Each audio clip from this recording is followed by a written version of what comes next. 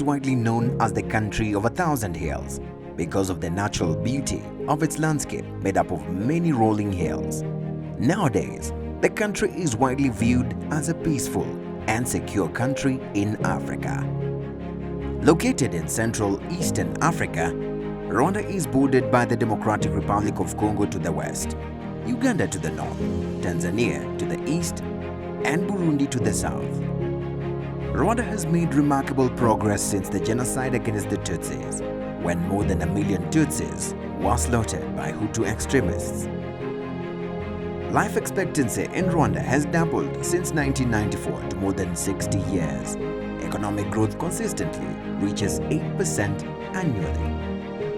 Contribution of development partners from, let's say, 1995, after the genocide against the Tutsi, has been tremendous in terms of building institutional capacity, contributing to the development agenda of the country. And with this, we've had a number of programs we've had poverty reduction strategy. Then through that, donors played a key role in building institutions, because from 1995, there was no capacity across all government sectors.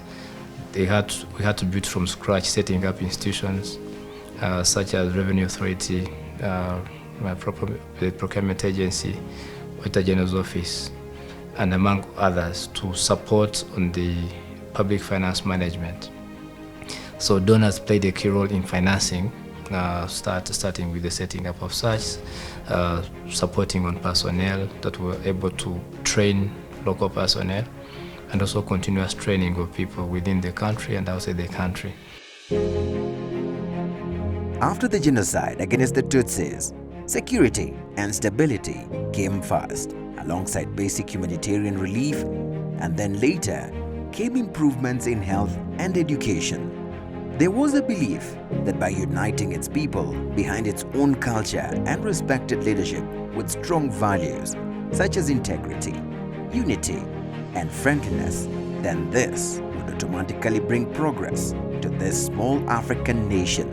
It has been a long journey, because initially after the genocide, it was very difficult because the needs were so many. As you very much remember, every area, from education to health to social infrastructure, economic infrastructure, the governance sector, they all required money. And at that point, we didn't have the money. We didn't even have the institutions, as you remember, after the genocide, when it started. Revenue Authority was put in place after 1998, around that period, even to start collecting resources. In 1996, at that point, we were collecting 56 billion Rwandan francs in terms of the entire government revenues. That was the budget that we put in place. So you can imagine at that point, when you don't have enough resources, then in terms of distributing the ritual resources that you have is a big challenge. And not many donors were really interested in terms of financing some of the infrastructure projects. So what we did was every donor was going to every area. Even with ritual money, they would scatter it into so many areas. So, and requiring so many processes for us to be able to access the money.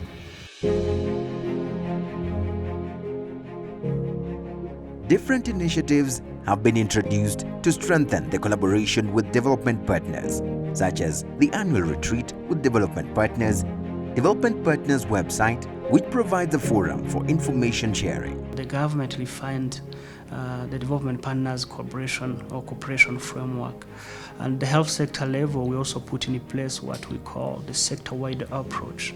It's a process where we coordinate with all development partners, but not only them. When we talk about development partners, sometimes people think about, big international organizations, but we also consider our local NGOs, our civil society organizations, including the faith-based organizations. Rwanda has made great strides in education. Primary education is near universal, and the proportion of children attending secondary school is increasing rapidly with the introduction of universal basic education. They have such a good handle on what development partners are doing in different sectors that it really allows us all to coordinate. So I want to give the example of the education sector, because this is an area where we devote, we have about $100 million portfolio, and because of the way that Minecofin and Minaduke are organized, that allows us to focus our entire portfolio on early grade reading. So we have reached schools all over the country in P1 to P3 teaching Kinyarwanda, because we know that other donors are going to focus on English or math, so it allows us to really accomplish more. And I really attribute that to the government of Rwanda's coordination.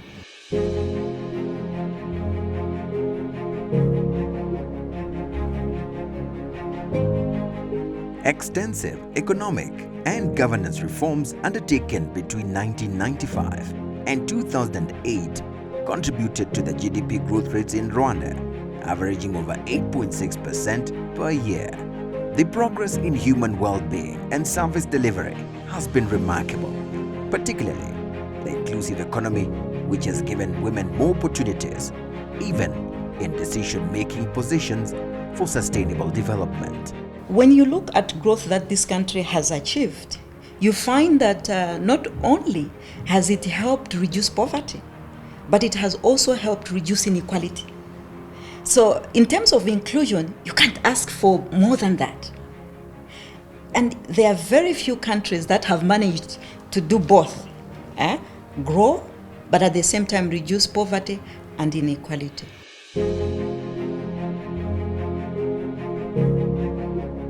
Over the past 24 years, Rwanda has experienced significant economic growth of between 7 and 8% a year. Per capita income stood at $150 at the end of the genocide against the Tutsis, and now it stands at $700. This is expected to climb to $1,100 by the year 2020. Factors put up by the government to reduce aid dependency, I could say they are a bit easy or simple. One is to continue to increase our revenue collection as a country. Us building capacity for the revenue authority is paramount, and making sure that we continue to have reforms that we think are favorable across the private sector, and also being able to allow us collect more revenues.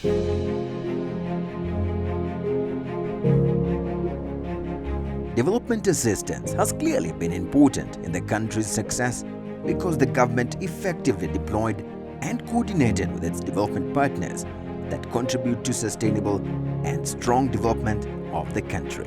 I think that the government is doing very well in having a clear vision and a strategy. You know, all actions start by having a clear vision, where you are heading to, and also laying the plan to achieve that. So you have your goals, your targets, and you know where to get there because you have the road.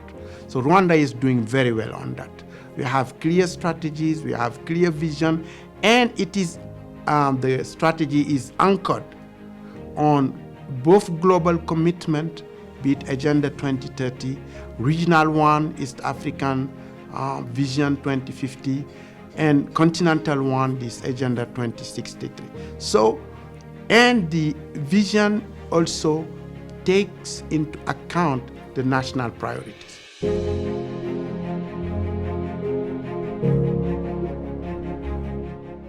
From air and marine transport links to good roads, telecommunications, and energy generation, all are needed to enable local businesses to grow and develop by facilitating access to goods and services.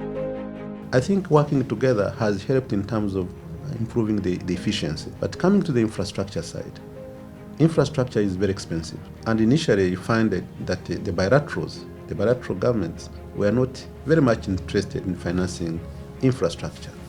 So, which means we depended more on terms of borrowing from the African Development Bank to the World Bank and also the European Union. The World Bank Group supports the energy, agriculture, and transport sectors. The bank's portfolio in Rwanda currently includes 12 national projects with a net commitment of $944 million. In Rwanda, the World Bank Group is very active in a number of sectors. I can name few like energy, agriculture, social protection, skills. All are very key sectors for the development of the country and for the achievement of the very ambitious goals that Rwanda has. The National Indicative Program for Rwanda outlines the main focal sectors in the European Union cooperation with the country during the period of 2014 to the year 2020 under the 11th European Development Fund. Well, we have a very close relationship with the government. We have intense dialogues of, let's say, all the development partners collectively and individually with the government, in which we are pointing pointing the government towards issues that we feel would need improvements. Obviously, we're also bound by our own capitals and our own resource providers in terms of what the priorities ought to be. But we are, in Rwanda, let's say, the development partners are pretty well organized together and with the government in a number of structures. The Rwandan government has taken a strong leadership role in driving development policy. It has fought corruption and put in place mechanisms to ensure accountability to domestic stakeholders as well as donors. When we are supporting Rwanda, we want to make sure that those two objectives, inclusion and green and climate resilience, are followed. And this we are happy with Rwanda. We have supported a big energy project recently. It's about $269 million that was approved by the body in September to make sure that Rwanda achieves the 100% access to electricity that is under the National Strategy for Transformation. Now, in our view, Rwanda has got a credible auditing system. The Office of the Auditor General, we have the confidence in the Office of the Auditor General. Why? Because it's an office that has been set up and has demonstrated that it is pursuing issues of accountability, transparency, efficiency, as well as value for money. Since the genocide against the Tutsis in 1994, the United Nations has been a fundamental partner in the reconstruction of Rwanda. In 2008, Rwanda was selected with 7 other countries to implement a new UN strategy called Delivering as One, or One UN.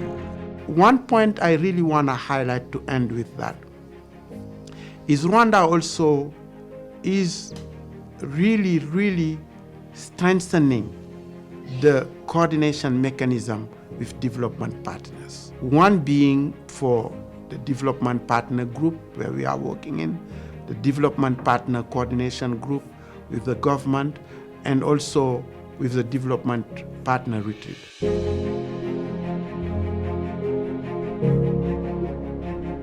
US aid supports the government of Rwanda's initiatives to fight HIV and AIDS and malaria, increase the quality and use of family planning and reproductive health services, improve maternal, newborn, and child health.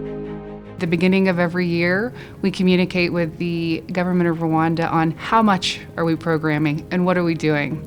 And at the end of the year, we inform them this is what we accomplished. So we're accountable for every dollar and for following up on every single indicator that we're measuring. The government of Rwanda, in turn, they share with us which indicators they're interested in, and they have a fantastic system for collecting information on donors' budgets and areas they're working on.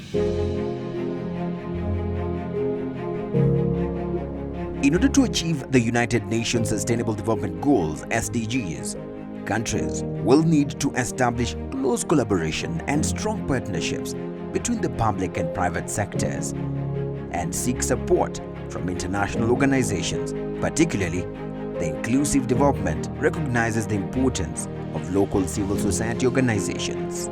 Civil society plays a significant role in development agendas of the country, and of course we are positioned to as among the important actors in the development process, especially in policy development, policy design, and policy execution, as well as policy monitoring. Contributions from the private sector to the development process in developing countries is becoming even more significant, as without private sector investment, there will be no meaningful growth. If you look at a simple example, tax contribution, today the domestic taxation is contributing more than 60% to the budget. So that is not developing partners, but the rest remaining percentage then developing partners come in. If you look in terms of projects which are being done, there is a percentage that is taken by the private sector, there is a percentage that is done by government with support of development partners. So there are a number of initiatives where private sector has participated. The network of international non-governmental organizations contributes to reinforcement of cooperation and information sharing between NGOs, private sector, civil society, and the government of Rwanda.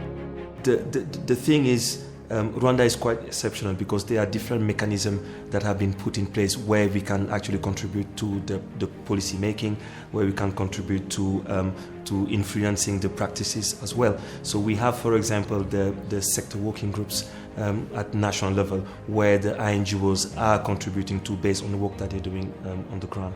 At district level, they also have the Joint Action Development Forum where we are also contributing based on the work that we do, the interaction that we have with the citizens as well as the local civil society organization. So you have these different platforms that allow us to show our contribution to the sustainable development of the country.